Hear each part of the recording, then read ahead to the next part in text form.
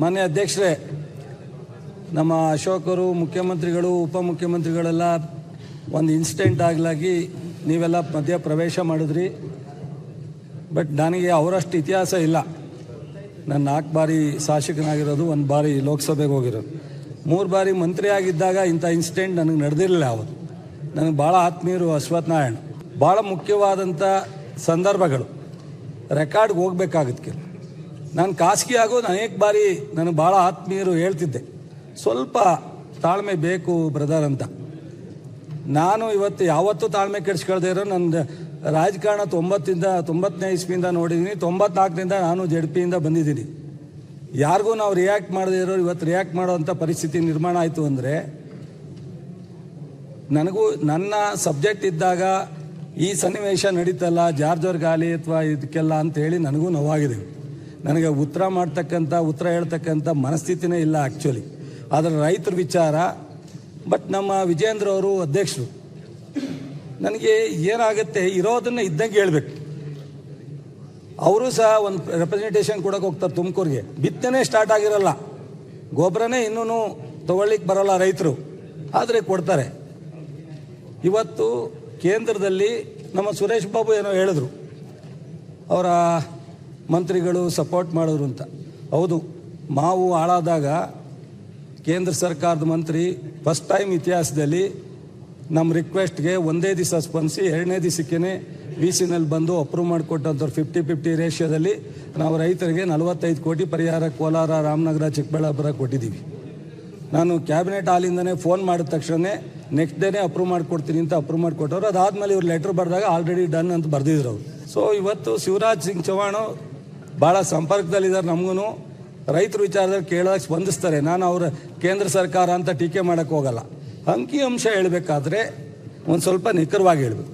ನಾವು ಆತ್ಮಹತ್ಯೆ ಪ್ರಕರಣವನ್ನು ಪ್ರಮೋಟ್ ಮಾಡೋಕ್ಕಲ್ಲ ಸರ್ಕಾರ ಇರೋದು, ಆದಷ್ಟು ಜೀರೋ ಮಾಡಬೇಕು. ಇವತ್ತು 5 ಗ್ಯಾರಂಟಿ ನಮ್ಮ ಸರ್ಕಾರ ಕೊಡ್ಲಿಕ್ಕೆ ಸ್ಟಾರ್ಟ್ ಮಾಡಿದ್ದು ಈ ಥರದೆಲ್ಲ ರೈತರ ಸಮಸ್ಯೆಗೆ ಪರಿಹಾರ ಕೊಡಬೇಕು ಅಂತ. ಯಾವುದೋ ಒಂದು ಕೃಷಿ ಸಾಲ ಮನ್ನಾ ಮಾಡಿದ್ರೆ 10 ಜನಕ್ಕೆ ಸಿಗುತ್ತೆ. ಇದು ಪ್ರತಿ ಹಳ್ಳಿನಲ್ಲಿ ಪ್ರತಿ ಮನೆಗೆ ಇವತ್ತು 56,000 ಕೋಟಿ ಹೋಗುತ್ತೆ ಅಂದರೆ ಅದು ಇಂಡೈರೆಕ್ಟ್ ಆಗಿ ಎಲ್ಲ ರೈತರಿಗೆ, ಎಲ್ಲ ಕುಟುಂಬಗಳಿಗೆ ಸಹಾಯ ಆಗಬೇಕು ಆರ್ಥಿಕವಾಗಿ ಅಂತ. ಇವತ್ತು ತಲಾ ಆದಾಯ ರಾಷ್ಟ್ರದಲ್ಲಿ ಪ್ರಪ್ರಥಮವಾಗಿ ಕರ್ನಾಟಕ ರಾಜ್ಯದ ಹೆಚ್ಚುವರಿ ಇದೆ ಅಂದರೆ ನಮ್ಮ ಸರ್ಕಾರದ ಸೌಲಭ್ಯಗಳು ಮತ್ತು 5 ಗ್ಯಾರಂಟಿಗಳು, ನಾವು ತಾಂತಕ್ಕಂಥ ತೀರ್ಮಾನಗಳು ಅನ್ನೋದನ್ನು ನಾನು ಇಲ್ಲಿ ಹೇಳಬೇಕಾಗುತ್ತೆ. ಇವತ್ತು ರೈತರಿಗೆ ನೆಟ್ಟೆ ರೋಗ ಬಂತು ನಮ್ಮ ಸರ್ಕಾರ ಬಂದಾಗ. ಹಿಂದಿನ ಬೊಮ್ಮಾಯಿ ಸರ್ಕಾರದಲ್ಲಿ ತೀರ್ಮಾನ ಮಾಡಿದ್ನ ಅವ್ರು ಕೊಡಲಿಲ್ಲ ಪೇಮೆಂಟ್ನ. ಗುಲ್ಬರ್ಗಾದಲ್ಲಿ ವಿಜೇಂದ್ರ ಸಾಹೇಬ್ರೆ, ನಾವು ಬಂದ ತಕ್ಷಣವೇ ಅವ್ರು ಘೋಷಣೆ ಮಾಡಿದ್ದಿಂದ 233 ಕೋಟಿ ನಾವು ಇದನ್ನು ಪರಿಹಾರವನ್ನು ಕೊಟ್ಟಿದ್ದೀವಿ. ಇವತ್ತು ಅನೇಕ ಬೇರೆ ಬೇರೆ ಕಾರಣಕ್ಕೆ ರೈತರ ಸಮಸ್ಯೆ ಬಂದಾಗ ನಮ್ಮ ರೆವಿನ್ಯೂ ಇಲಾಖೆ ಇರ್ಬೋದು, ನಾವಿರ್ಬೋದು, ಸ್ಪಂದಿಸಿ ಅವರಿಗೆ ಕೊಡ್ತಕ್ಕ. ಇವತ್ತು 50 ಲಕ್ಷ ಸಬ್ಸಿಡಿ ಕೊಟ್ಟಿದ್ದೀವಿ ಹಾರ್ವೆಸ್ಟ್ ಕಬ್ಬು, ಶುಗರ್ ಹಾರ್ವೆಸ್ಟ್ ಕಬ್ಗೆ. ಯಾವ್ದಾರ ಇತಿಹಾಸದಲ್ಲಿ ಯಾವ್ದಾರ ರಾಜ್ಯದಲ್ಲಿ ಇದೆಯಾ ಅನ್ನೋದು ನೋಡಬೇಕು. ಸಭಾನಾಯಕರು JDSನ ಬಹಳ ಪ್ರಮುಖರು, ತುಂಬ ಬುದ್ಧಿವಂತರಿದ್ದೀರಾ ನೀವು. ಚಿಕ್ಕನಾಯಕನಹಳ್ಳಿ ಭಾಳ ರೈತರ ಮಧ್ಯದಲ್ಲಿರೋರು ನೀವು. ಯಾಕೆಂದರೆ ನೀವು ಹೊಲ ಒತ್ತಿದ್ರೆಲ್ಲ ಗೊತ್ತಿಲ್ಲ, ನಾನು ಹೊಲ ಒತ್ತಿದ್ದೀನಿ. ಜಾನೇಂದ್ರ ಅವರು ಹೊಲ ಒತ್ತವ್ರೆ, ನೀನು ಹೊಲ ಒತ್ತಿ. ಯಾಕೆ ನಿಮ್ಮ ಅಪ್ಪಾರು ಅವಾಗಲೇ ಮಂತ್ರಿ ಆಗಿದ್ರು, ನಿಮ್ಮ ಅಪ್ಪಾರು ಅವಾಗಲೇ ಶಾಸಕರಾಗಿದ್ದರು, ನಮ್ಮಪ್ಪ ಶಾಸಕರಾಗಿರಲಿಲ್ಲ, ಗೊತ್ತಾಯ್ತಾ? ಆದ್ದರಿಂದ ನಾವು ಹೊಲ ಒತ್ತಿದ್ದೀವಿ, ಜಮೀನನ್ನ ಉಳುಮೆ ಮಾಡಿದ್ದೀವಿ, ಗೊಬ್ಬರ ಹಾಕಿದ್ದೀವಿ. ನಮಗೆ ರೈತರದು ಜ್ಞಾನೇಂದ್ರ ಹೇಳ್ದಂಗೆ ಇವತ್ತು ಜ್ಞಾನೇಂದ್ರ ಅವ್ರು ಮಾತನಾಡಿದ್ರು. ಅವ್ರು ಹಿರಿಯ ಶಾಸಕರು ಇದ್ದಾರೆ. ನನಗೇನು ಅನ್ನಿಸ್ಲೇ ಇಲ್ಲ, ಯಾಕೆಂದರೆ ಅವ್ರು ಸತ್ಯ ಹೇಳ್ತಾ ಇದ್ರು. ಒಂದು ಸ್ವಲ್ಪ ಸಣ್ಣ ಪುಟ್ಟ ಟೀಕೆ ಟಿಪ್ಪಣಿ ಮಾಡಬೇಕಾಗತ್ತೆ, ಸರ್ಕಾರದ ಮೇಲೆ ಜವಾಬ್ದಾರಿ ಹೇಳಬೇಕಾಗತ್ತೆ. ಇನ್ನು ಉಳಿದಂಥ ಅನೇಕರು ಮಾತಾಡಿದಾಗಲೂ ನಾನು ನೋಡಿದೆ ಯಾವ್ಯಾವ ರೀತಿ ಮಾತಾಡ್ತಾ ಇದ್ದಾರೆ ನೋಡಿ. ನಮ್ಮ ಬೆಲ್ಲದವರು ನನಗೆ ಗೊತ್ತಿಲ್ಲ, ಡೈರೆಕ್ಟಾಗಿ ತಪ್ಪಿದ್ರೆ ಕ್ಷಮಿಸಬೇಕು. ಅವ್ರು ಡೀಲರ್ ಅಂತ ಹೇಳಿ ನಾನು ಅನ್ಕೊಂಡಿದ್ದೀನಿ. ಯಾಕೆಂದರೆ ಅವರು ಒಂದು ಸ್ವಲ್ಪ ಅಂಕಿಅಂಶ ಕೊಟ್ಟರು, ಅಥವಾ ಡೀಲರ್ ಕಂಪ್ನಿ ಅವ್ರಿಗೆ ಏನಾರ ಇಂಡೈರೆಕ್ಟ್ ಆಗಿ ಯಾರು ಅವ್ರ ಸಂಬಂಧಿಕರು ಇದ್ದಾರೇನೋ ಗೊತ್ತಿಲ್ಲ. ನಾವೇನು ಡೀಲರ್ ಅಲ್ಲ, ಅಲ್ಲದೇ ಇದ್ರು ಪರವಾಗಿಲ್ಲ, ನನಗೆ ಗೊತ್ತಿಲ್ಲ. ಯಾಕೆಂದರೆ ಕೆಲವೇ ವ್ಯಾಪಾರಸ್ಥರು ಆಯಿತು ಯಾವುದೋ ರೀತಿನಲ್ಲಿ ಇರ್ಬೋದು ಅಂತ ಅನ್ಕೊಂಡೆ. ಅಲ್ಲಪ್ಪ, ಅಲ್ಲ ಈ ರೀತಿ ಮಾತಾಡಕ್ ಹೋಗ್ಬೇಡ್ರಿ. ಇಲ್ಲ ಅಂದ್ರೆ ಮುಗಿತಲ್ಲ, ನಾನು ಅದೇ ಹೇಳಿದೆ. ಇಲ್ಲ ಅಂದ್ರೆ ಮುಗಿತಲ್ಲ, ಯಾಕೆಂದ್ರೆ ಕೆಲವು ಅಂಕಿಅಂಶ ಹೇಳಿದ್ರಲ್ಲ, ಅದರಿಂದ ಹೇಳಿದೆ ಅಷ್ಟೇ. ಡಿಪಾರ್ಟ್ಮೆಂಟ್ ಆಫ್ ಫರ್ಟಿಲೈಸರ್ ದಿಂದ ಡಾಟಾ ತರಿಸಿ ನಾ ಮಾತಾಡಿದ್ದೇನೆ, ತಪ್ಪೇನಿಲ್ಲ. ನಾನು ಹೇಳಿದೆ ಇಲ್ಲ ಅಂದ್ರೆ ಮುಗೀತು, ಅದೇನಂತ ನಾನು ನೇರವಾಗಿ ಅಪಾರ್ಥ ಮಾಡಿಲ್ಲ. ನಮಗೇನೋ ಅನಿಸ್ತಾ ಇದೆ, ನೀವು ಯಾವ್ದೋ ಡೀಲರ್ ಇನ್ಫ್ಲೂಯೆನ್ಸ್, ಬೇರೆ ಇನ್ಫ್ಲೂಯೆನ್ಸ್ ತಂದು ಈ ರೀತಿ ರಾಜ್ಯದ ಪರಿಸ್ಥಿತಿ ಮಾಡಿರಂತೆ ಅನಿಸ್ತಾ ಇದೆ. ಗೊತ್ತಿಲ್ಲ, ಇದ್ರೆ ಇಲ್ಲ, ಇಲ್ಲ ಅಂದ್ರೆ ಇಲ್ಲ. ಸೊ ಪ್ರತಿ ವರ್ಷ ರಾಜ್ಯದಲ್ಲಿ ಅಲೋಕೇಶನ್ ಕಳಿಸ್ತೀವಿ, ಯಾವುದೇ ಸರ್ಕಾರ ಇರಲಿ ರಾಜ್ಯದಲ್ಲಿ ರಾಷ್ಟ್ರದಲ್ಲಿ. ನಾವು 12,95,000 ನಮ್ಮ ರಾಜ್ಯಕ್ಕೆ ಬೇಕು ಅಂತ ಕಳಿಸಿದ್ವಿ. ಆದರೆ ಅಲೋಕೇಶನ್ನ ಫೈನಲೈಸ್ ಮಾಡೋಣಾಗ ಅವರು 11,17,000 ಮಾಡಿದ್ದಾರೆ. 11,95,000 ಮೆಟ್ರಿಕ್ ಟನ್ನನ್ನು ನಮ್ಮ ರಾಜ್ಯಕ್ಕೆ ಬೇಕು ಹಿಂಗಾರು ಮುಂಗಾರಿಗೆ ಏಪ್ರಿಲಿಂದ ಸೆಪ್ಟೆಂಬರ್ವರೆಗೆ ಅನ್ನೋದನ್ನು ಮಾಹಿತಿಯನ್ನು ನಮ್ಮ ಸರ್ಕಾರ ಕೇಂದ್ರಕ್ಕೆ ಕಳಿಸಿರ್ತಕ್ಕಂಥದ್ದು.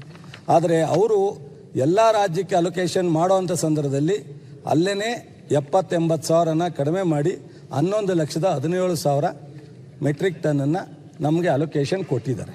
ಅದು ಒಂದು ಭಾಗ. ಎರಡನೇದು, ಈ ವರ್ಷ 1 ತಿಂಗಳು ಮುಂಗಾರು ಬೇಗ ಆಯಿತು. ಮಳೆ ಏಪ್ರಿಲಿಂದನೇ ಸ್ಟಾರ್ಟ್ ಆಯಿತು, ಮೇಯಿಂದನೇ ಸ್ಟಾರ್ಟ್ ಆಯಿತು. ಡ್ಯಾಮ್ ನೀರು ಜೂನ್ನಲ್ಲೇ ಬಿಟ್ಟು, ಜುಲೈ ಆಗಸ್ಟಲ್ಲಿ ನೀರು ಬಿಡಬೇಕಾದ್ದು ಜುಲೈ ಮೊದಲನೇ ವಾರದಲ್ಲೇ, ಜೂನ್ ಎಂಡಲ್ಲೇ ಆಯಿತು. ನಮ್ಮ KRS ಅಲ್ಲಿ ಫಸ್ಟ್ 93 ವರ್ಷದ ನಂತರ ಜೂನ್ನಲ್ಲಿ ಫಸ್ಟ್ ಟೈಮ್ ನಾವು ತುಂಬಿ ಬಾಗ್ನ ಹರಿಸ್ತಿದ್ವಿ. ಫಸ್ಟ್ ಟೈಮ್ 93 ವರ್ಷದ ಡ್ಯಾಮ್ದ ಇತಿಹಾಸದಲ್ಲಿ ಜೂನ್ನಲ್ಲಿ ಮಾಡಿ.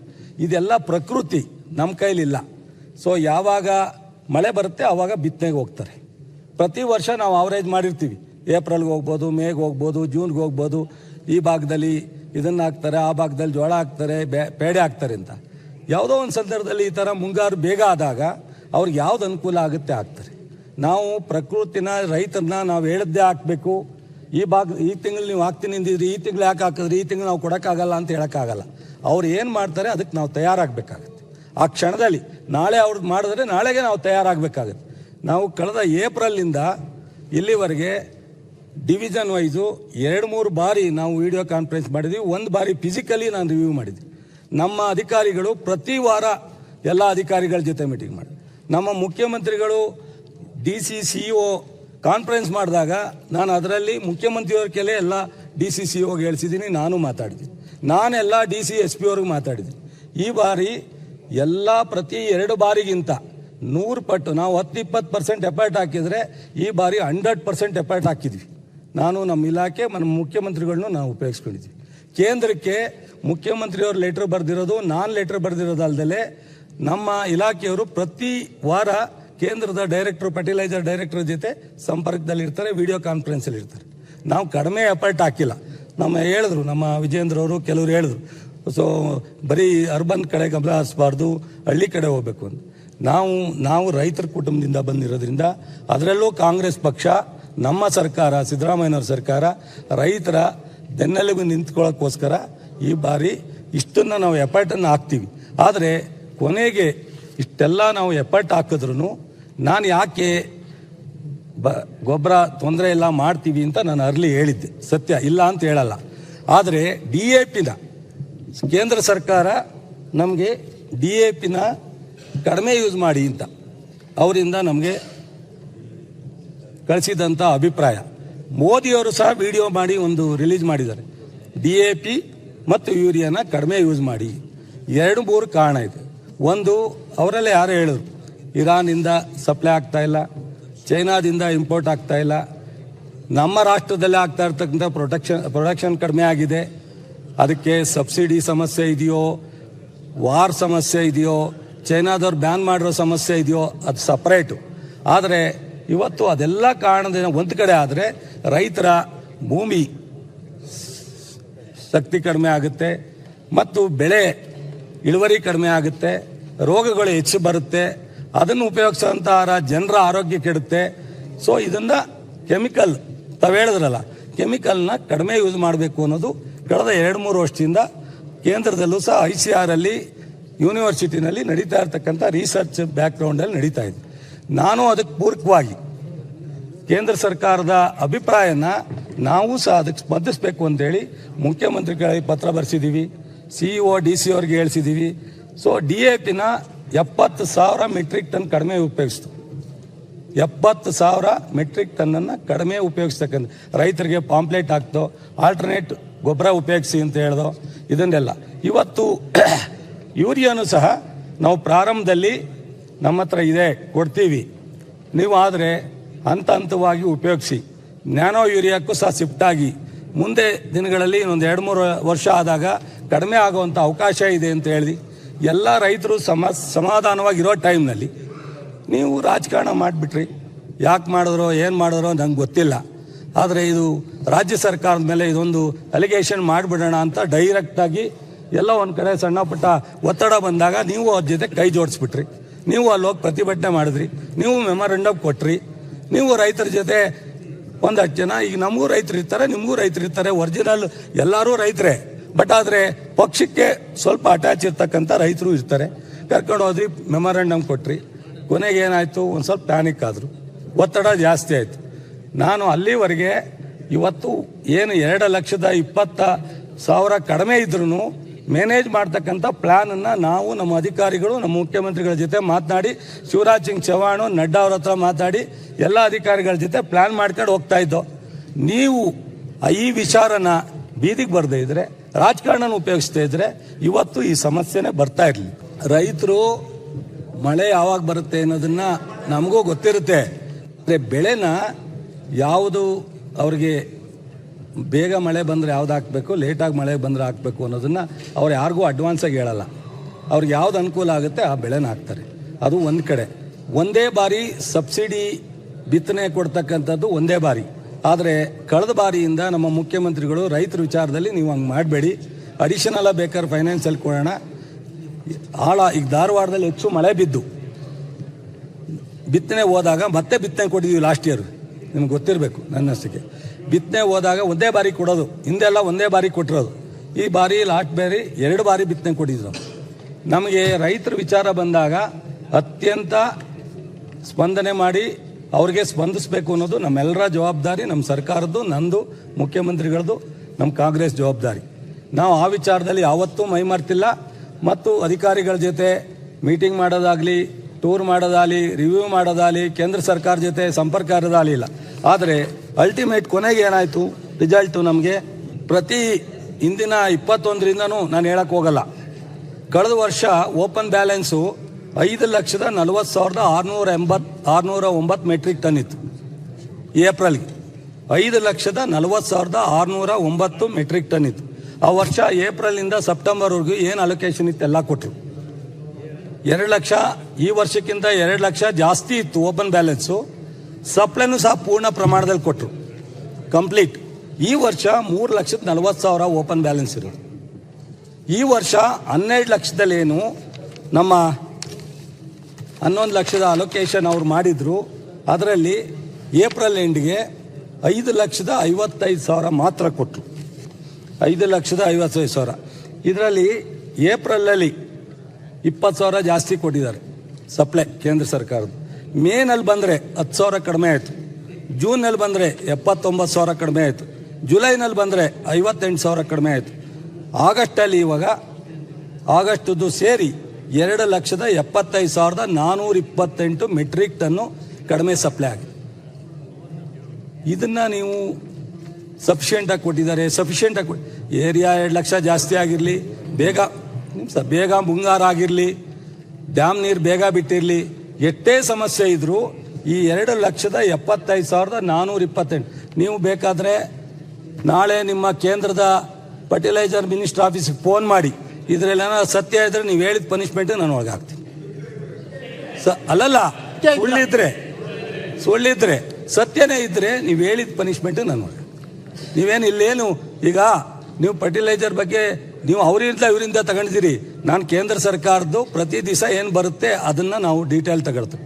ಸರ್ಕಾರ ಕೇಂದ್ರ ಸರ್ಕಾರದ ಇದು ಒಟ್ಟು ಏಪ್ರಿಲಿಂದ ಈ ಸೆಪ್ಟೆಂಬರ್ ಎಂಡ್ ಒಳಗಡೆ ಬರಬೇಕಾಗಿರ್ತಕ್ಕಂಥ ಬ್ಯಾಲೆನ್ಸು ಬಾಕಿ 2,75,428 ಮೆಟ್ರಿಕ್ ಟನ್ನು ನಮಗೆ ಬರಬೇಕು. ಇಷ್ಟೆಲ್ಲ ಇದ್ರೂ ನಾವು 2008ರಲ್ಲಿ ಅವರೇ ಹೇಳಿದ್ರು ಗೋಲಿಬಾರ್ ಆಗಿತ್ತು ಅಂತ. ಇವತ್ತು ಇಷ್ಟೊಂದು ದೊಡ್ಡ ಪ್ರಮಾಣದ ಬಾಕಿ ಇದ್ದು 2 ಲಕ್ಷ ಮೇಜು ಏರಿಯಾ ಜಾಸ್ತಿ ಆಗಿದ್ದು 1-1.5 ತಿಂಗಳು ಮುಂಗಾರು ಬೇಗ ಪ್ರಾರಂಭ ಆಗಿ ಇಷ್ಟೆಲ್ಲ ಸಮಸ್ಯೆ ಆದರೂ ಸಹ ನಾವು ಇಲ್ಲಿವರೆಗೂ ಭಾಳ ಎಚ್ಚರಿಕೆಯನ್ನು ವಹಿಸಿ ಕಂಟ್ರೋಲ್ ಮಾಡ್ಕೊಂಡು ಇವತ್ತು ಗೊಬ್ಬರನ ಸಪ್ಲೈ ಮಾಡ್ತೀವಿ. ಜೊತೆಗೆ ಇಲ್ಲಿ ಓಪನ್ ಬ್ಯಾಲೆನ್ಸ್ ಆಗಲಿ, ಕಂಪ್ನಿಗಳು ನೇರವಾಗಿ ಕಂಪ್ನಿಗೆ ಕೊಡ್ತಾರೆ ಕೇಂದ್ರ ಸರ್ಕಾರ, ಕಂಪ್ನಿಗಳು ಹೋಲ್ಸೇಲು ರಿಟೇಲ್ನವ್ರಿಗೆ ಕೊಡ್ತಾರೆ.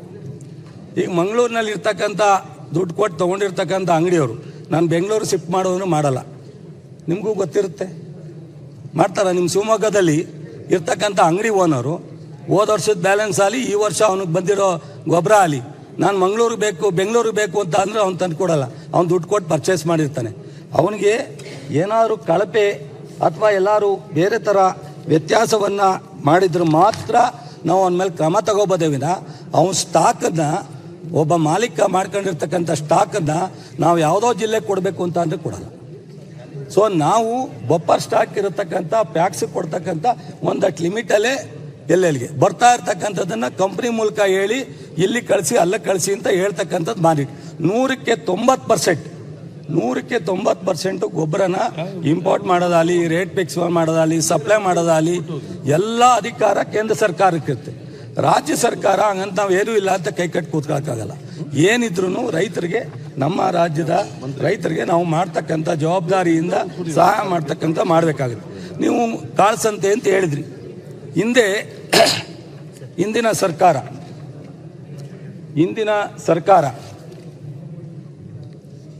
9 ಕೇಸನ್ನ ಅಂತಾರಾಜ್ಯಕ್ಕೆ ಹೋಗೋದನ್ನು ಹಾಕಿ CIDಗೆ ಆರ್ಡರ್ ಮಾಡಿ. ಅನಿಲ್, ಹಿಂದಿನ ಸರ್ಕಾರ ಅಂದರೆ ನಿಮ್ಮ ಸರ್ಕಾರ ಇದ್ದಾಗ ನೋಡಿ, ಚಿತ್ರದುರ್ಗ, ಕೋಲಾರ, ಮಂಡ್ಯ, ಗದಗ, ಚಿತ್ರದುರ್ಗ, ವಿಜಯನಗರ, ಯಾದಗಿರಿ CIDಗೆ ನಿಮ್ಮ ಸರ್ಕಾರ ಇದ್ದಾಗಲೇ ಮಾಡಿದೆ. ಇದು ಇವತ್ತು ನಾವು ಕಂಟ್ರೋಲ್ ಮಾಡಬೇಕು, ಕ್ರಮ ತಗೋಬೇಕು, ಅದು ಒಪ್ಕೋತೀನಿ, ನಮ್ಮ ಜವಾಬ್ದಾರಿ ಇದೆ.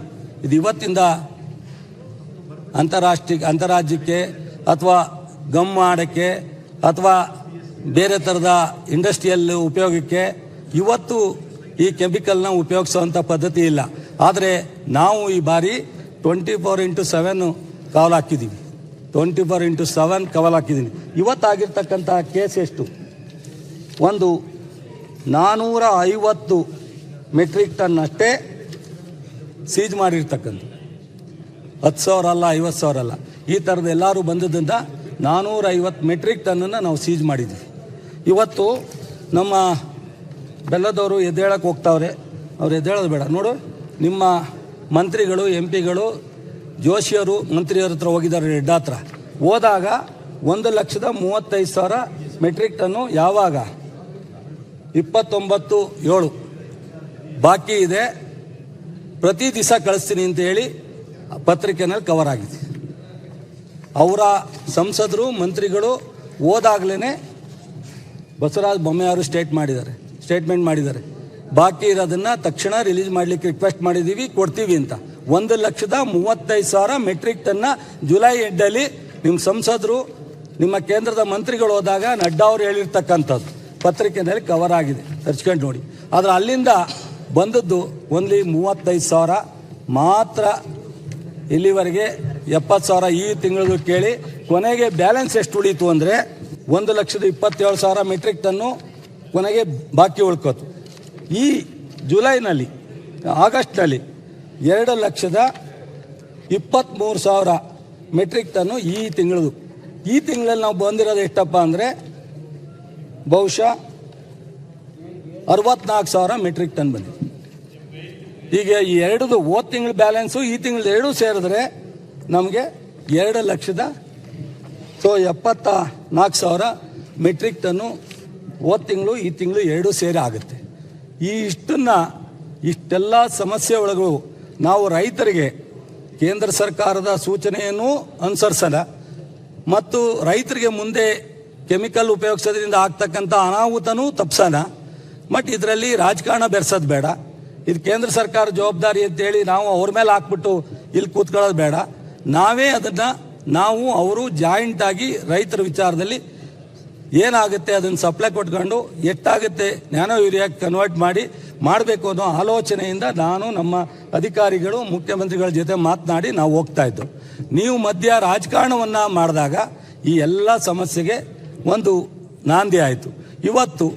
ಇವತ್ತು ಲಾಸ್ಟ್ ಟೈಮು 20 ಕೋಟಿ ಹೆಚ್ಚು ಅನುದಾನವನ್ನು ನಾವು ಗ್ರೀನ್ ಮೆನ್ಯೂರು ಕೊಟ್ಟಿದ್ದೀವಿ. ಸುಭಾಷ್ ಬಾಳೆಕರ್ ಬಂದಾಗ ನಾವು ಇಡೀ ಪಾಂಪ್ಲೆಟ್ ಹಾಕಿ ರಾಜ್ಯದಲ್ಲಿ ಎಲ್ಲ ರೈತರಿಗೆ, ಎಲ್ಲ MLAಗಳಿಗೂ ರಿಕ್ವೆಸ್ಟ್, ನಾನು ಪ್ರತಿಯೊಬ್ಬ ಲೋಕಸಭಾ ಸದಸ್ಯರಿಗೂ ರಾಜ್ಯಸಭಾ ಸದಸ್ಯರಿಗೂ ಪತ್ರ ಬರೆದಿದ್ದೀನಿ. ಇಷ್ಟು ಕಡಿಮೆ ಆಗಿದೆ, ಜುಲೈಯಿಂದ ಕಡಿಮೆ ಆಗ್ತಾ ಇದೆ, ಏಪ್ರಿಲ್ ಮೇಯಿಂದ ಕಡಿಮೆ ಆಗ್ತಾ ಇದೆ. ನೀವು ಇದನ್ನು ನಿಮ್ಮ ಮಂತ್ರಿಗಳ ಹತ್ರ ಅಲ್ಲಿ ಕೇಂದ್ರದಲ್ಲಿ ಮಾತಾಡಿ ಅಂತ. ಕೇಂದ್ರದ 4 ಜನ ಮಂತ್ರಿಗಳಿಗೂ, ಕುಮಾರಸ್ವಾಮಿ ಅವ್ರಿಗೂ ಪತ್ರ ಬರ್ತಿದ್ದೀನಿ, ಸೋಮಣ್ಣವ್ರಿಗೂ ಬರ್ತಿದ್ದೀನಿ, ಜೋಶಿ ಅವ್ರಿಗೂ ಬರ್ತಿದ್ದೀನಿ, ಶೋಭಾ ಅವ್ರಿಗೂ ಬರ್ತೀನಿ. 4 ಜನ ಮಂತ್ರಿಗಳಿಗೂ ಸಹ ಪತ್ರ ಬರ್ತಿದ್ದೀನಿ. 28 ಜನ ಲೋಕಸಭಾ ಸದಸ್ಯರು, ರಾಜ್ಯಸಭಾ ಸದಸ್ಯರಿಗೂ ಪತ್ರ ಬರ್ತಿದ್ದೀನಿ. ಜುಲೈ ಮೊದಲನೇ ವಾರದಲ್ಲೇ ಈ ರೀತಿ ತೊಂದರೆ ಆಗ್ತಾ ಇದೆ ಅಂತ ಹೇಳಿ ಪತ್ರ ಬರ್ತಿದ್ದೀನಿ. ಇನ್ನು ಯಾವ ರೀತಿ ನಾನು ನಿಮಗೆ ಕನ್ವಿನ್ಸ್ ಮಾಡೋಕ್ಕಾಗಲ್ಲ ಅಂದರೆ ನಾನೇನು ಮಾಡಲಿಕ್ಕಾಗಲ್ಲ. ನಾನು ಒಬ್ಬ ರೈತನಾಗಿ ನಾನು ಜವಾಬ್ದಾರಿ ಸ್ಥಾನದಲ್ಲಿ ಇದ್ಕೊಂಡು ನಾವು ಇಲ್ಲಿ ಸುಳ್ಳು ಹೇಳಿ ಅಥವಾ ರೈತರ ವಿಚಾರದಲ್ಲಿ ರಾಜಕಾರಣ ಮಾಡಿ ನಾನೇನು ಸಾಧನೆ ಮಾಡಬೇಕಾಗಿಲ್ಲ. ನನಗೆ ಈ ಸಿಕ್ಕಿರ್ತಕ್ಕಂಥದ್ದು ಒಂದು ಕೃಷಿ ಇಲಾಖೆ, ಒಂದು ಸೌಭಾಗ್ಯ. ನಮ್ಮ ಮುಖ್ಯಮಂತ್ರಿಗಳಾಗಲಿ, ನಮ್ಮ ಉಪಮುಖ್ಯಮಂತ್ರಿಗಳಾಗಲಿ, ನಮ್ಮ AICC ಅವರಾಗಲಿ ನನಗೊಂದು ಅವಕಾಶವನ್ನು ಕೊಟ್ಟಿದ್ದಾರೆ. ನನಗೆ 2 ವರ್ಷ ಒಂದೇ ಒಂದು ಸಮಸ್ಯೆ ಇಲ್ಲದಂಗೆ ಈ ಇಲಾಖೆಯನ್ನು ರನ್ ಮಾಡಿದ್ದೀವಿ ಅಂದರೆ ಈ ವರ್ಷ ಯಾಕೆ ಇದೇ ಟೀಮ್, ಇದೇ ಅಧಿಕಾರಿಗಳು, ಇದೇ ಮಂತ್ರಿ, ಇದೇ ಮುಖ್ಯಮಂತ್ರಿ, ಇವತ್ತು ಮಾತ್ರ ಯಾಕೆ ಸಮಸ್ಯೆ ಬರುತ್ತೆ? ಶಾರ್ಟೇಜ್ ಆಫ್ ಸಪ್ಲೈ ಇದೆ, ಸ್ವಲ್ಪ ಏರಿಯಾ ಜಾಸ್ತಿ ಆಗಿದೆ. ಇಷ್ಟೆಲ್ಲ ಆದ್ರ ಮಧ್ಯದಲ್ಲಿ ತಾವುಗಳು ಯಾರಾದ್ರೂ ಈ ಸನ್ನಿವೇಶ ಇದೆ ಅಂತ ನಾನೇನು ಯಾರು ವೈಯಕ್ತಿಕವಾಗಿ ನಿಮ್ಮ ಜೊತೆ ಜಗಳಾಡಿ ಕುಸ್ತಿ ಆಡಿ ನಾವು ಮಾತಾಡದೇ ಇರೋರಲ್ಲ. ಏನು ನಡೀತಾ ಇದೆ ಅಂತ ತಿಳ್ಕೊಂಡಿದ್ರು ನೀವು ಒಂದು ಸ್ವಲ್ಪ ಕೇಂದ್ರಕ್ಕೆ ಮಾತಾಡ್ಬೋದಾಯ್ತು. ನಾನು ನನ್ನ ಜವಾಬ್ದಾರಿಯಿಂದ ಕೇಂದ್ರದ ಮಂತ್ರಿಗಳಿಗೆ ಲೆಟ್ರ್ ಬರೆದಿದ್ದೀನಿ. ಸೊ ಶಿವರಾಜ್ ಸಿಂಗ್ ಚೌಹಾಣ್ ಅವರಿಗೆ 1 ತಿಂಗಳಲ್ಲಿ ಭೇಟಿ ಮಾಡಿ ನಾನು ರೆಪ್ರೆಸೆಂಟೇಷನ್ ಕೊಟ್ಟಿದ್ದೀನಿ. ನಡ್ಡಾ ಅವ್ರಿಗೆ ಟೈಮ್ ಕೇಳಿದೆ, ಮನೆ ಬೆಂಗಳೂರಿಗೆ ಬಂದಾಗ ನೀವು ಏರ್ಪೋರ್ಟಲ್ಲಿ 5 ನಿಮಿಷ ಕೊಟ್ಟರು ನಾನು ಅಲ್ಲಿ ಬಂದು ಎಕ್ಸ್ಪ್ಲೈನ್ ಮಾಡ್ತೀನಿ ಅಂತ ಹೇಳಿದೆ. ಅವ್ರು ಕೊಡಲಿಲ್ಲ. 6, 8ನೇ ತಾರೀಕು ಬರ್ತೀನಿ ಡೆಲ್ಲಿಗೆ ಕೊಡಿ ಅಂತ ಕೇಳಿದೆ. ಅವ್ರಿಗೇನೋ ಬಿಜಿ ಇತ್ತು, ಏನೋ ಕೊಡಲಿಲ್ಲ. ಯಾವ್ಯಾವುದನ್ನು ನಾವು ರೈತರ ವಿಚಾರದಲ್ಲಿ ಸ್ಪಂದಿಸಲಿಕ್ಕೆ ಸಾಧ್ಯನೋ, ಏನೆಲ್ಲ ಅಟೆಂಡ್ ಮಾಡಲಿಕ್ಕೆ ಸಾಧ್ಯನೋ ಎಲ್ಲ ಕೆಲಸವನ್ನು ನಾವು ಮಾಡಿದ್ದೀವಿ. ಜೊತೆಗೆ ಬರೀ 5 ಗ್ಯಾರಂಟಿ ಕೊಟ್ಟು ಕೂತ್ಕೊಂಡಿಲ್ಲ. ನಮ್ಮಲ್ಲಿ ನೀವು ಯಾವುದಾದ್ರೂ ತಾಲೂಕಿನಲ್ಲಿ ನೋಡಿ, ನಮ್ಮ ರೈತರ ಏನು ಸಂಪನ್ಮೂಲ ಕೊಡೋದಿದೆ, ಅದು ಟ್ರ್ಯಾಕ್ಟರ್ ಇರ್ಬೋದು ಅಥವಾ ಇನ್ಯಾವುದೇ ಮೆಕ್ಯಾನೈಸೇಷನ್ ಮೆಟೀರಿಯಲ್ ಇರ್ಬೋದು ಕೊಟ್ಟಿದೆ.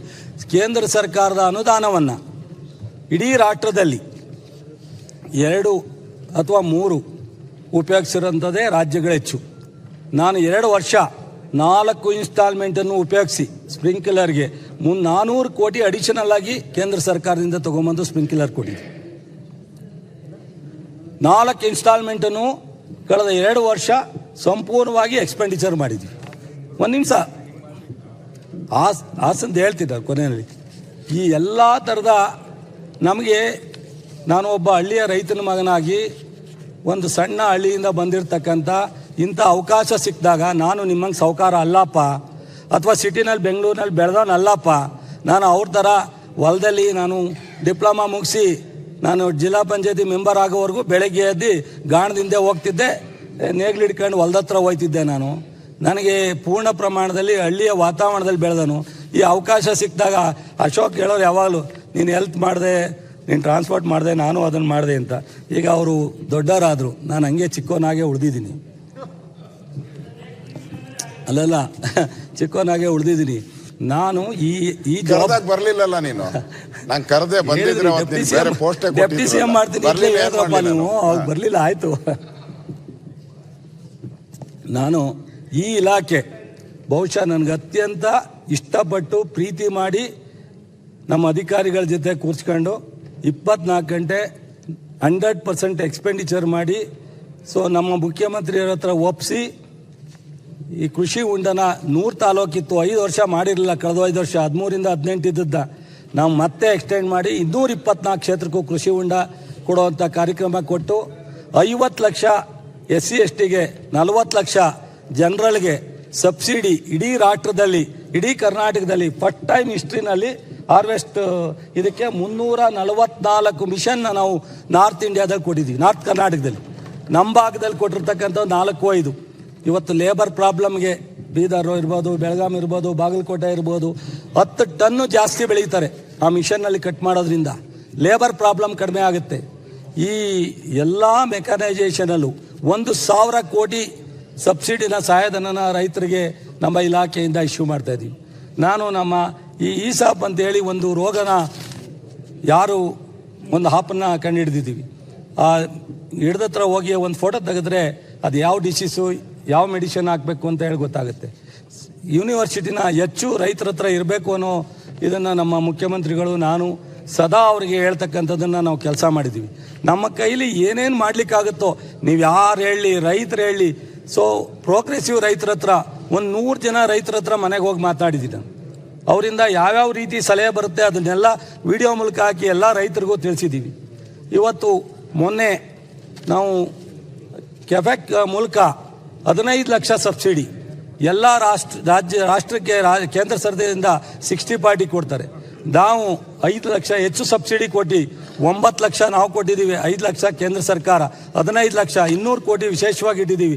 6,000 ಉದ್ಯಮಿಗಳಿಗೆ ನಾವು ಈ ಬಾರಿ ಸಹಾಯ ಮಾಡಬೇಕು ಅಂತೇಳಿ ಮಾಡಿದ್ದೀವಿ. ರೈತರ ವಿಚಾರದಲ್ಲಿ ನೀವು ಏನೇ ನನ್ನ ಬಗ್ಗೆ ಬೇಜಾರಿದೋ ಅಥವಾ ಸರಿ ಇಲ್ಲ ಅಂತ ಹೇಳ್ಬೋದು, ಸರ್ಕಾರನ ಟೀಕೆ ಮಾಡ್ಬೋದು, ಇನ್ನೊಂದು ಟೀಕೆ ಮಾಡ್ಬೋದು, ವಿಫಲರಾಗಿದ್ದರಿಂದ ಮಾಡ್ಬೋದು.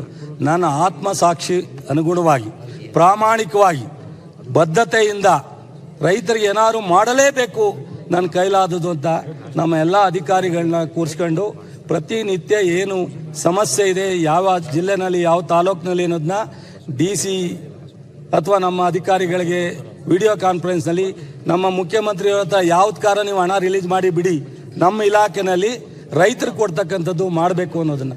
ಇದಕ್ಕಿಂತ ನಾವು ಏನು ಮಾಡಬೇಕು ಅಂತ ನಿಮ್ಮ ಸಲಹೆ ಕೊಟ್ಟರೆ ಅದನ್ನು ನಾವು ಮಾಡ್ತೀವಿ. ಆದರೆ ಮುಖ್ಯವಾಗಿ ಈ ಬಾರಿ ಇಷ್ಟೆಲ್ಲ ಕಡಿಮೆ ಆಗಿದ್ರು ನೀವೇನಾದರೂ ಈ ವಿಚಾರದಲ್ಲಿ ನೀವು ಎಂಟ್ರಿ ಆಗದಲ್ಲೇ ನನಗೇನಾದ್ರು ಒಂದು ಉತ್ತಮವಾದ ಸಲಹೆಯನ್ನು ಕೊಟ್ಟಿದ್ದರೆ, ನನ್ನ ಹತ್ರ ಮಾತಾಡಿದರೆ, ಈ ವಿಚಾರನ ಕೇಂದ್ರ ಸರ್ಕಾರದ ನಿಲುವಿಗೆ ನಿಮ್ದೇನು ಅಂತ ಕೇಳಿದರೆ, ನಾನು ಈ ವಿಚಾರ ಈ ಸಲ ರೈತರನ್ನ ಸಮಾಧಾನವಾಗಿ ಈ ಇಶ್ಯೂನ ಬೀದಿಗೆ ಬರ್ದಂಗೆ ಸೊ ಗೊಬ್ಬರನ ಇನ್ನೊಂದಷ್ಟು ಶಿವರಾಜ್ ಸಿಂಗ್ ಚೌಹಾಣ್ ಅವರು ಮೊನ್ನೆನೂ ಸಹ ಏನಾದ್ರು ಮಾಡಿ ಇಡೀ ರಾಷ್ಟ್ರದಲ್ಲಿ, ಮೊನ್ನೆ ತೆಲಂಗಾಣದಲ್ಲಿ ಗಲಾಟೆ ಆಗಿದೆ, ಮಹಾರಾಷ್ಟ್ರದಲ್ಲಿ ಗಲಾಟೆ ಆಗಿದೆ, ತೆಲಂಗಾಣ ಆಂಧ್ರ ಕಾಂಗ್ರೆಸ್ ಪಕ್ಷ, ಇಲ್ಲಿ ಆಂಧ್ರದ ಚಂದ್ರಬಾಬು ನಾಯ್ಡು ಅವರು ಊರಲ್ಲಿ ಗಲಾಟೆ ಆಗಿದೆ, ತಮಿಳುನಾಡಲ್ಲಿ ಗಲಾಟೆ ಆಗಿದೆ, ಗುಜರಾತಲ್ಲಿ ಗಲಾಟೆ ಆಗಿದೆ.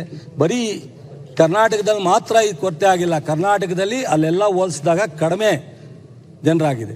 2,70,000 ಮೆಟ್ರಿಕ್ ಟನ್ ಕಡಿಮೆ ಆಗಿ ಇಷ್ಟೆಲ್ಲ ಅಡ್ವಾನ್ಸು, ಇಷ್ಟೆಲ್ಲ ಏರಿಯಾ ಜಾಸ್ತಿ ಆದರೆ ಯಾವ ರೀತಿ ಆಗ್ಬೋದು ಅನ್ನೋದನ್ನು ಜಸ್ಟ್ ಇಮ್ಯಾಜಿನ್ ಮಾಡಿ.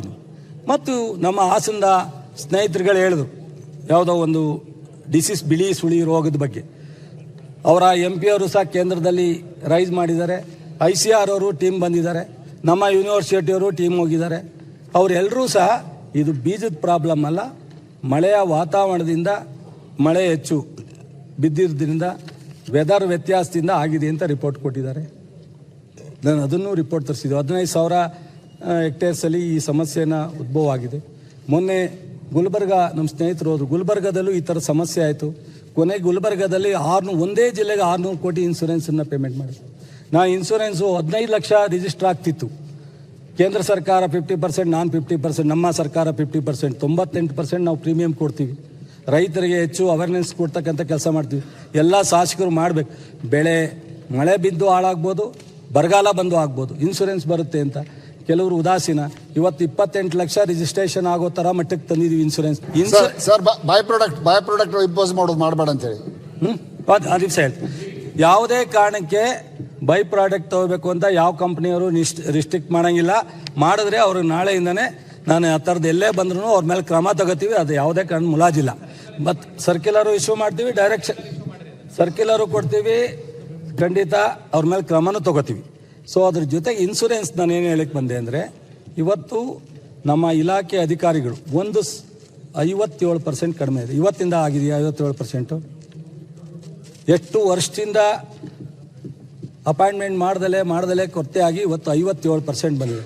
57-60% ಇರ್ತಕ್ಕಂಥ ಕೊರತೆ ಇರ್ತಕ್ಕಂಥ ನಮ್ಮ ಕೃಷಿ ಇಲಾಖೆಯಲ್ಲಿ ನಾವು ಇಷ್ಟೆಲ್ಲ ಪ್ರಯತ್ನ ಮಾಡಿದ್ದೀವಿ ಅಂದರೆ ನೀವು ವಿರೋಧ ಪಕ್ಷದವರು ಅಂತ ಅಪ್ರಿಷಿಯೇಟ್ ಮಾಡಬೇಡಿ. ನಿಮ್ಮ ಅಟ್ಲೀಸ್ಟ್ ಒಬ್ಬ ಚಲುವರಾಯಸ್ವಾಮಿ ರೈತನ ಬಗ್ಗೆ ಇಷ್ಟು ಪ್ರಯತ್ನ ಮಾಡೋಣ ಅಂತಾರು ಖುಷಿ ಕೊಟ್ಟು ಅಭಿನಂದನೆ ಹೇಳಕ್ ಹಾಕಲ್ಲ. ಕೃಷಿ ಇಲಾಖೆ ಅಧಿಕಾರಿಗಳ ಕೆಲಸದ ಬಗ್ಗೆ ಇನ್ನೊಮ್ಮೆ ಚರ್ಚೆ ಮಾಡೋಣ. ಯಾವ ಕೃಷಿ ಅಧಿಕಾರಿ ಯಾವ ಹೊಲದಲ್ಲಿ ಹೋಗಿ ಏನ್ ಎಕ್ಸ್ಟೆನ್ಷನ್ ಕೆಲಸ ಮಾಡ್ತಾರೆ ಹೇಳಿ, ಅದ್ರ ಬಗ್ಗೆ ನೀವು ಸರ್ ಹೇಳ್ತೀನಿ. ಅದನ್ನ ಡಿಪೆಂಡ್ ಮಾಡ್ಕೊಳ್ಳಿ. ಇವತ್ತಿನ ವಿಷಯ ಮಾತಾಡ್ರಿ, ಅದ್ರ ಬಗ್ಗೆ ಇನ್ನೊಮ್ಮೆ ಚರ್ಚೆ. ನೀವೇ ಹೇಳಕ್ ಕೊಟ್ರಿ ಹೇಳೋಣ. ಈಗ 224 ಜನ ಒಂದೇ ತರ ಇರಲ್ಲ. ಇರ್ತಕ್ಕಂಥ ಎಲ್ಲ ರಾಜ್ಯದ ಅಧಿಕಾರಿಗಳು ಒಂದೇ ತರ ಇರಲ್ಲ. ಒಳ್ಳೆಯವರು ಇರ್ತಾರೆ, ಕೆಟ್ಟವರು ಇರ್ತಾರೆ, ಕೆಲಸ ಮಾಡೋರು ಇರ್ತಾರೆ, ಸೋಂಬೇರಿಗಳು ಇರ್ತಾರೆ. ನಾವು ಯಾವ ರೀತಿ ಮಾಡಿಸ್ತೀವಿ ಆ ರೀತಿ ಹೋಗುತ್ತೆ.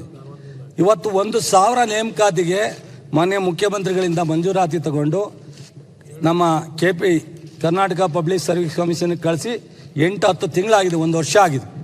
ನಿಮಗೆ ಗೊತ್ತಿದೆ KPSC ಪ್ರಾಬ್ಲಮ್ನಿಂದ ಒಳ ಮೀಸಲಾತಿ ಹಲವಾರು ಕಾರಣಕ್ಕೆ ಲೇಟ್ ಆಯಿತು. ಕೊನೆಗೂ ಮುಖ್ಯಮಂತ್ರಿಗಳ ಕೆಲ ಹೇಳಿಸಿ ನಮ್ಮ ಇಲಾಖೆನಲ್ಲಿ ಯಾವುದೇ ಇಲಾಖೆ ನಿಧಾನ ಆದರೂ ನಮ್ಮ ಇಲಾಖೆ ನಿಧಾನ ಆಗೋದು ಬೇಡ ಅಂತ ಎಕ್ಸಾಮ್ ಕಾಲ್ ಮಾಡಿಸಿದ್ದೀವಿ. ಅಕ್ಟೋಬರ್ನಲ್ಲಿ ಎಕ್ಸಾಮ್ ಫಿಕ್ಸ್ ಆಗಿದೆ. 1,000 ನಮ್ಮ ಇಲಾಖೆಯ ನೇಮಕಾತಿನ 600 ಜನಕ್ಕೆ ನಾನು ಪ್ರಮೋಷನ್ ಕೊಟ್ಟಿದ್ದೀನಿ. 20 ವರ್ಷ ಪ್ರಮೋಷನ್ ಕೊಡದೇ ಇರ್ತಕ್ಕಂಥವ್ನು. ಸೊ ನಾನು ಯಾರೋ ಒಬ್ಬ ಸೋಂಬೇರಿ ಅಧಿಕಾರಿ ಇದ್ದರೆ, ಯಾರೋ ಒಬ್ಬ ಸರಿ ಇಲ್ಲದೆ ಇರೋರು ಇದ್ದರೆ ಅವ್ರಿಗೆಲ್ಲ ಅಭಿನಂದಿಸಲ್ಲ. ಹಂಗಂತ ಒಳ್ಳೆ ಅಧಿಕಾರಿಗಳನ್ನ ನಾವು ಎಲ್ಲರ ಹತ್ರನೇ ಹೇಳಲ್ಲ. ಪ್ರಾಮಾಣಿಕವಾಗಿ ಮಾಡೋರು ಇದ್ದಾರೆ, ಸ್ವಲ್ಪ ಸಣ್ಣ ಪುಟ್ಟ ಕದ್ದಾಡೋರು ಇದ್ದಾರೆ. ನಾವೆಲ್ಲ ಹೆಂಗೆ, ನಾವೆಲ್ಲ ಭಾಳ ಪರ್ಫೆಕ್ಟಾ? ನಾವೆಲ್ಲ 224 ಜನನು ಎಲ್ಲ 100ಕ್ಕೆ 100 ನಾವು ತಯಾರಿದ್ದೀವ, ಸರಿ ಇದ್ದೀವ? ನಾವು ಆತ್ಮಾವಲೋಕನೆ ಮಾಡ್ಕೋಬೇಕಾಗತ್ತೆ. ಇದರಿಂದ ಇವತ್ತು ಏನು ನಮ್ಮ ಹಾಸನದ ಸ್ನೇಹಿತರು ಹೇಳಿದ್ರು, ICR ಕೇಂದ್ರದ ಸಂಸ್ಥೆನೂ ಸಹ ಬಂದು ಇನ್ವೆಸ್ಟಿಗೇಷನ್ ಮಾಡಿ ರಿಪೋರ್ಟ್ ಕೊಟ್ಟಿದೆ. ನಮ್ಮಲ್ಲಿ ಯೂನಿವರ್ಸಿಟಿನೂ ಬಂದು ರಿಪೋರ್ಟ್ ಮಾಡಿದೆ. ಅದರ ಜೊತೆಗೆ ಈಗಾಗಲೇ ಏನು ಹೈಟೆಕ್ ಕಂಪ್ನಿ ಹೇಳಿದ್ರಲ್ಲ, ಅವ್ರ ಮೇಲೆ FIR ಹಾಕಿದ್ದೀವಿ. ಜೊತೆಗೆ ಏನು ಮಾಡ್ಲಿಕ್ಕೆ ಸಾಧ್ಯ ಅನ್ನೋದನ್ನ ಬಗ್ಗೆ ಇನ್ನೂ ಹೆಚ್ಚಿದ್ದಾಗಿ ಸ್ಟಡಿ ಮಾಡಲಿಕ್ಕೆ ಕಳಪೆ ಒಂದು ನಿಮಿಷ ಕಂಪನಿಯವರು ಅಲ್ಲ, ಕಂಪನಿಯವರ ದಂಡನ ಕಟ್ಕೊಡ್ಬೇಕು ಅಂತೇಳಿ ಅವರಿಂದ ಕಟ್ಸಿ ಅಂತ ರೈತರಿಗೆ ಪರಿಹಾರ ಕೊಡಬೇಕಲ್ಲ, ಅವರಿಂದ ಒಂದು ನಿಮಿಷ ಮೊದಲೇ FIR ಹಾಕಿ. ಮೊದಲು ರೈತರು ಈ ಸಮಸ್ಯೆ ಬಂದಾಗಲೇ FIR ಹಾಕಿದ್ವಿ. ಈಗ ರಿಪೋರ್ಟ್ ಬಂದಿದ್ದು 1 ತಿಂಗಳಾದ್ಮೇಲೆ. ಸೊ ಈಗ ರಿಪೋರ್ಟಲ್ಲಿ ಮಳೆ ವ್ಯತ್ಯಾಸದಿಂದಿದೆ. ಆದರೂ ಹೆಚ್ಚುವರಿಯಾಗಿ ವರದಿಯನ್ನು ನಾವು ICR ಮತ್ತು ನಮ್ಮ ಯೂನಿವರ್ಸಿಟಿಯರಿಬ್ಬರೂ ನಾವು ಜಾಯಿಂಟ್ ಆಗಿ ರಿಪೋರ್ಟನ್ನು ಕೇಳಿದ್ದೀವಿ. ಇನ್ನೂ ಮುಂದುವರೆದು ರೈತರ ಸಮಸ್ಯೆನ ಹೇಗೆ ಬಗೆಹರಿಸಿ. ಈಗ ಬೆಳಗ್ಗೆ ತಾನೇ ನಮ್ಮ ಕೌನ್ಸಿಲಲ್ಲಿ ಕ್ವಶನ್ ಬಂದಿತ್ತು ತೆಂಗಿನ ಗಿಡದ ರೋಗದ ಬಗ್ಗೆ. ಏನಾಗುತ್ತೆ, ವೆದರು ಯಾವ ರೀತಿ ವ್ಯತ್ಯಾಸ ಆಗ್ತಾ ಇದೆ, ಮತ್ತು ಅದಕ್ಕೆ ಇನ್ನೊಂದು ರಿಪೋರ್ಟ್ ಏನಿದೆ, ಯಾವ ಬೆಳೆ ಕಂಟಿನ್ಯೂಟಿ ಇರ್ತಾರೆ. ಅಶೋಕ್ ಜಿ, ಜೋಳ ಬೆಳೆದವ್ರು ಜೋಳನೇ ಬೆಳೆಯೋದು, ಕಬ್ಬು ಬೆಳೆದವ್ರು ಕಬ್ಬು ಬೆಳೆಯೋದು, ಇದು ರೈತರಿಗೆ ದೊಡ್ಡ ಸಮಸ್ಯೆ ಆಗಿದೆ. ಸೊ ರೈತರಿಗೆ ತಕ್ಷಣ ಕೇಳಿದ್ರೆ ಬದಲಾವಣೆ ಆಗಲ್ಲ. ಆಲ್ಟರ್ನೇಟ್ ಬೆಳೆಗೆ ಹೋಗ್ಬೇಕು. 2 ವರ್ಷ ಬೆಳೆದ್ರೆ 3ನೇ ವರ್ಷಕ್ಕೆ ಅದೇ ಬೆಳೆ ಬೆಳಿಬಾರ್ದು. ಕೆಲವರು ನಮ್ಮ ಕೋಲಾರದಲ್ಲಿ ಒಬ್ಬ ರೈತರಿದ್ದಾರೆ, ಪ್ರೋಗ್ರೆಸಿವ್ ರೈತರು. ಅವರು ಇರೋ 24 ಎಕರೆಯಲ್ಲಿ 4 ಎಕರೆ ಡಿವೈಡ್ ಮಾಡ್ಕೊಂಡಿದ್ದಾರೆ. 4 ಎಕರೆ ಭತ್ತ ಬೆಳೆದ್ರೆ 4 ಎಕರೆ ಮಾವು ಬೆಳೀತಾರೆ, 4 ಎಕರೆ ಬಾಳೆ ಬೆಳೆದ್ರೆ 4 ಎಕರೆ ಇನ್ನೊಂದು ದಾಳಿಂಬೆ ಬೆಳೀತಾರೆ. 2 ವರ್ಷ ಆದಮೇಲೆ ಇದನ್ನು ಬದಲಾವಣೆ ಮಾಡ್ತಾರೆ, ಅಲ್ಲಿಗೆ ಹೋಗ್ತಾರೆ. ಈ ಒಂದು ಇಳುವರಿ ಆಗಲಿ, ರೋಗ ಆಗಲಿ, ಇವೆಲ್ಲವೂ ಕಡಿಮೆ ಆಗಬೇಕು ಅಂದರೆ ನೀರು ಕಡಿಮೆ ಉಪಯೋಗಿಸ್ಬೇಕು, ಈ ಕೆಮಿಕಲ್ನ ಕಡಿಮೆ ಉಪಯೋಗಿಸ್ಬೇಕು, ಮತ್ತು ಆಲ್ಟರ್ನೇಟ್ ಬೆಳೆಗೆ ಹೋಗಬೇಕು. ಈ ಥರದ್ದೆಲ್ಲ ಇದೆ. ಇದನ್ನು ರೈತರನ್ನ ಒಂದೇ ಬಾರಿ 30-40 ವರ್ಷದಿಂದ ಹಸಿರು ಕ್ರಾಂತಿ, ಅವತ್ತು ಆಹಾರದ ಕೊರತೆಯಿಂದ ಕೆಮಿಕಲ್ನ ಇಂಟ್ರೊಡ್ಯೂಸ್ ಮಾಡಿದ್ದು. ಇವತ್ತು ಅದರಿಂದ ಅನೇಕರು ವ್ಯಾಮೋಹವಾಗಿ ಹೋಗಿದೆ. ಇವತ್ತು ತಕ್ಷಣ ಬಂದು ಕೆಮಿಕಲ್ನಿಂದ ಹೊರಗಡೆ ಬರಬೇಕು ಅಂದರೆ ನಾಳೆ ಬೆಳಿಗ್ಗೆ ಬರಲಿಕ್ಕೆ ರೈತರು ಕಷ್ಟ. ಅದನ್ನು ಒಂದು ಸ್ವಲ್ಪ ಸ್ಲೋ ಆಗುತ್ತೆ. ಬಟ್ ನೀವೆಲ್ಲ ಕೇಂದ್ರ ಸರ್ಕಾರ, ರಾಜ್ಯ ಸರ್ಕಾರ, ರಾಜ್ಯದಲ್ಲೂ ರಾಜಕಾರಣ ಮಾಡೋಕ್ಕೆ ಬೇಕಾದಷ್ಟು ಸಬ್ಜೆಕ್ಟ್ ಇದೆ, ಬೇಕಾದಷ್ಟು ಇಶ್ಯೂ ಇದೆ. ನಾವು ಮಾಡ್ತೀವಿ, ನೀವು ಮಾಡಬೇಕು, ಅದು ಅನಿವಾರ್ಯ. ಆದರೆ ರೈತರ ವಿಚಾರದಲ್ಲಿ ರಾಜಕಾರಣ ಬಿಟ್ಟು ಮಾಡೋದಾದರೆ ರೈತನ ಬದಲಾವಣೆ ತರ್ಬೋದು. ರೈತರಿಗೆ ಸಂಪೂರ್ಣ ಅವರ ಒಂದು ಆದಾಯವಾಗಿ ಮಾಡಲಿಕ್ಕೆ ಸಾಕಷ್ಟು ಅವಕಾಶಗಳಿದೆ. ನಾನಂತೂ ಬದ್ಧವಾಗಿದ್ದೀನಿ. ನಮ್ಮ ಮುಖ್ಯಮಂತ್ರಿಗಳು ಈ ಕೃಷಿ ಇಲಾಖೆನಲ್ಲಿ ನಾನು ಏನು ಕೇಳಿದ್ರು ಯಾವತ್ತೂ ಇಲ್ಲ ಅಂತ ಹೇಳಿಲ್ಲ. ನಮ್ಮ ಇಲಾಖೆ ಅಧಿಕಾರಿಗಳು ಯಾರೋ ಸರಿ ಇಲ್ಲದೆ ಇರೋರು 4 ಜನ ಇದ್ದರೆ ನಾನು ಅದನ್ನ ಸರಿ ಅಂತ ಹೇಳಕ್ಕೆ ಸರಿ ಇಲ್ಲ. 100ಕ್ಕೆ 90% 80% ಸ್ಪಂದಿಸಿ ಕೆಲಸ ಮಾಡೋರಿದ್ದಾರೆ. ಕಡಿಮೆ ಜನ ಇದ್ರು, ಒಂದೊಂದು ತಾಲೂಕಿನಲ್ಲಿ ಒಬ್ಬರೇ ಅಧಿಕಾರಿ ಇದ್ರು, ಇಡೀ ಕಾರ್ಯಕ್ರಮನ ನಿರ್ವಹಿಸ್ತಕ್ಕಂಥದ್ದಿದೆ. ಹಾಗಾಗಿ ಇವತ್ತು ಈ ಕೇಸ್ ವಿಚಾರದಲ್ಲೂ ಸಹ ನೀವು ಹೇಳಿದ್ರಿ, 49 ಕೇಸನ್ನ ನಾವು ಈ ಒಂದು ಇದರಲ್ಲೇ ಹಾಕಿದ್ದೀವಿ. ಸೊ ಮತ್ತು ಈ ವರ್ಷ 6 ಕೇಸನ್ನು ನಾವು ಹಾಕಿದ್ದೀವಿ. ಮೊನ್ನೆ ನಂಜನಗೂಡು ಹತ್ರ ಓದದ್ದನ್ನು 450 ಟನ್ನನ್ನು ನಾವು ಮೆಟ್ರಿಕ್ ಟನ್ನನ್ನು ಸೀಜ್ ಮಾಡಿದ್ದೀವಿ. ಹಾಸನ, ತುಮಕೂರು, ಮೈಸೂರು, ಹಾಸನ, ಚಿಕ್ಕಮಗಳೂರಲ್ಲಿ 4-5 ಕೇಸನ್ನು ನಾವು ಆಲೇ ದಾಖಲೆ ಮಾಡಿದ್ದೀವಿ. ಅದನ್ನು ನಿರಂತರವಾಗಿ ನಾವು ಖಂಡಿತ ನೀವು ಹೇಳೋದನ್ನು ಮಾಡಲಿಕ್ಕೆ ತಯಾರಿದ್ದೀವಿ.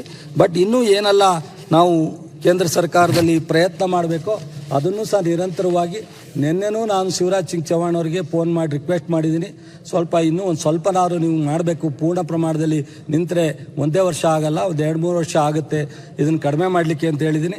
ಸೊ ಅದರಿಂದ ದಯಮಾಡಿ ನೀವು ಚರ್ಚೆನಲ್ಲಿ ನೀವು ನಮ್ಮ ಟೀಕೆ ಮಾಡೋದು, ನಾವು ಕ್ಲಾರಿಫೈ ಮಾಡೋದು ಒಂದು ಕಡೆ ಆದರೂ ಪ್ರಾಮಾಣಿಕವಾಗಿ ಕೃಷಿ ಇಲಾಖೆಯಲ್ಲಿ ಕೆಲಸ ಮಾಡ್ತಾಯಿದ್ದೀನಿ. ಪ್ರಾಮಾಣಿಕವಾಗಿ ಯಾವುದೇ ಥರದ 31 ಜಿಲ್ಲೆನಲ್ಲೂ ಸಂಪರ್ಕ ಇಟ್ಕೊಂಡು ಫಿಸಿಕಲಿನೂ ಮೀಟಿಂಗ್ ಮಾಡ್ತಾಯಿದ್ದೀವಿ, ಸೊ ರಿವ್ಯೂನೂ ಮಾಡ್ತಾಯಿದ್ದೀವಿ.